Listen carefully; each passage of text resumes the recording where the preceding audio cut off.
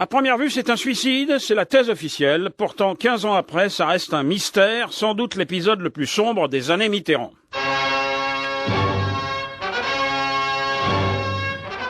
20h le 7 avril 1994, au premier étage du palais de l'Élysée, un gendarme venu apporter un telex découvre le cadavre du conseiller spécial François de Grossouvre, affalé derrière son bureau, un revolver à la main, une balle dans la tête. Il y a du sang jusqu'au plafond, du sang à l'Élysée. Jamais la République n'avait vu cela. Alors la République va vouloir enterrer l'affaire encore plus vite que le cadavre. Encombrant cadavre, soit dit en passant, et bien dans l'air du temps, dans l'ambiance glauque du crépuscule mitterrandien, dans ce septennat finissant où les scandales éclaboussent le pouvoir quotidiennement, affaire Pelat, suicide de Bérégovoy, frégate de Taïwan ou encore Mazarine, la fille cachée, Mazarine dont Grossouvre était le parrain, soit dit en passant.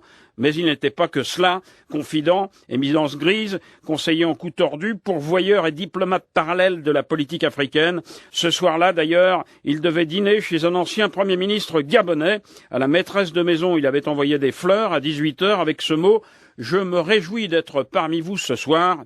Raté.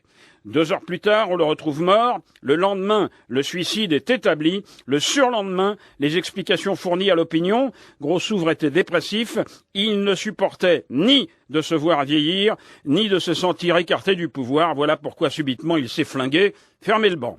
Peut-être, mais comme dans les mauvais films policiers, il y a des détails qui ne collent pas. Personne n'a rien entendu. Or, le 357 Magnum est un bazooka miniature aux détonations puissantes. L'autopsie a été bâclée, il n'y a pas eu d'expertise balistique.